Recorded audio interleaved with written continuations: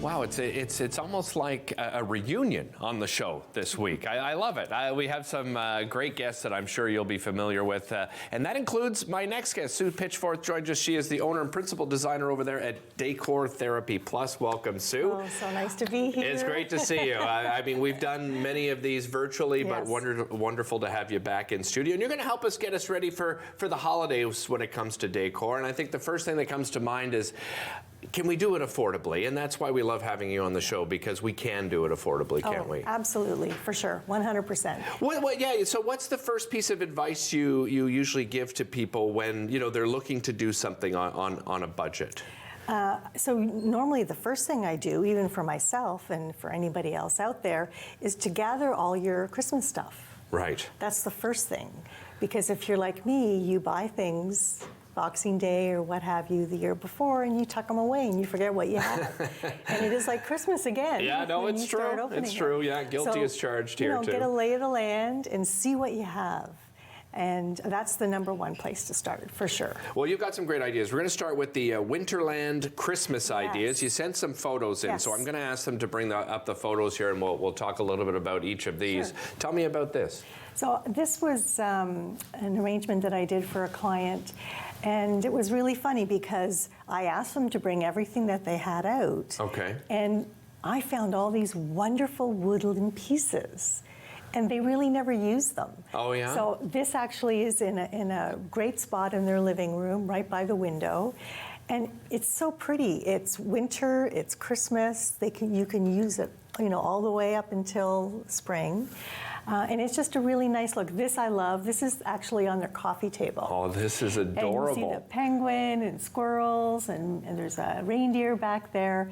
Again, they just had this stuff in a pile, and I went through it. And I love the idea of it, just how you described it, Sue, the fact that these can last the whole winter. This isn't just for the holidays. You can carry this sort of decor throughout the entire winter, like this owl here that we're seeing. This is my owl. I thrifted this owl in the summertime. Nice. So imagine me walking around the store in the summer. And and honestly, and we've got a little squirrel here. I was going to say, you brought along another friend. Little friend. But just like the look on your face when you saw them, it really, it makes you feel good. It puts a smile on your face. And it's just a very different way of looking at Christmas. Yeah, and something, people always ask me, what's your favorite piece of decor at Christmas? We do the Christmas Village thing, right? The lidded houses, and I just love putting it together, right? You put down the snow, and then you put them all on top. Next we have white houses, a big trend this year, but you're pairing them with some greenery, right? Yes, absolutely. All right, let's bring up this next photo here. Oh, this is cute. And talk about village. I love this. This is another idea. This sort of combines the Christmas village under glass. Yeah. And this is just a really great way to show your Christmas village. And in this particular case, as you could see, they're white houses. You can pick these up at Dollarama, anywhere. You can thrift them. Yes.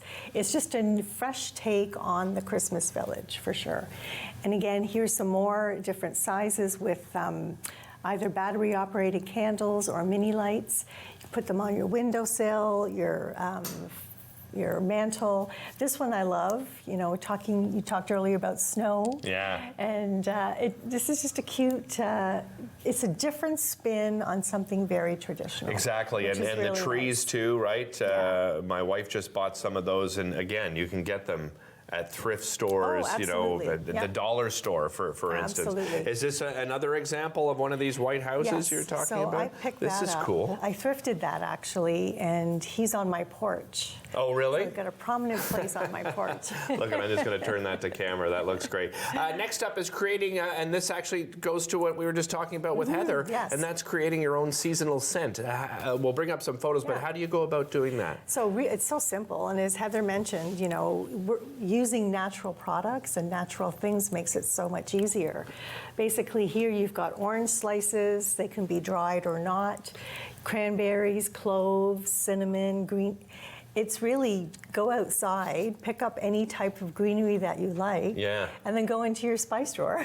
That's true, and right? Mix it up and create and your just own. put. I guess the idea with that too is you're boiling it on the stove so that you get that scent permeating throughout the house, and then when your guests arrive, Yep. right, it smells like the holidays. It smells like Absolutely. sort of winter. Next up is vintage silverware. Yes. Tell me about this idea. So most people have silverware tucked away, in the deep recesses Yeah. of their homes. But I really invite you this to go is through and bring them out.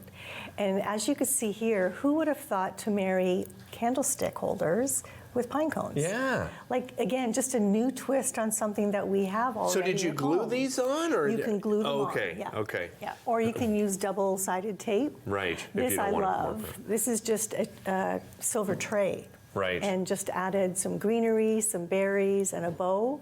You can hang this on a wall or on a Oh, door, yeah. or you can put it flat on your table.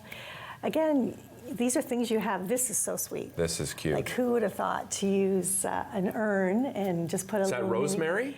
And so that is a little rosemary tree, Yeah, absolutely. Because yeah. you can get those around this time of year, right? Yes, Those rosemary that's right. trees always tend to come out. Yeah. We always get one. What else have you brought along here? I understand you brought some homemade things along with you here, My right? son's going to kill me.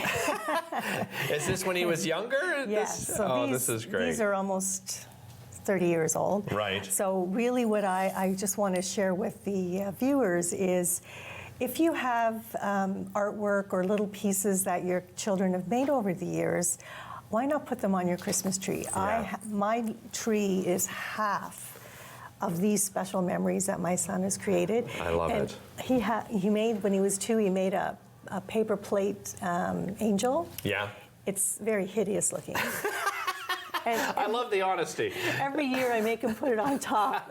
And we just did our tree on the weekend, and I have to get the picture of him, and it's always the same expression. Oh my gosh. I Mom. love it. But Absolutely it's love it. tradition, right? And I agree. Yeah. I think sometimes we try to bring in the latest trends, but I'm a bit of a traditionalist. Like, I don't even want to see any of the green on my tree. Mm-hmm. I want to take every single thing like you just described here and put it on the tree, and Yeah. that's what memories are made of. Sue, always Absolutely. a pleasure. Thanks so much for joining us. Thank really you. appreciate it. Merry Christmas. Happy Merry holidays. Christmas. We'll be Happy right back. holidays.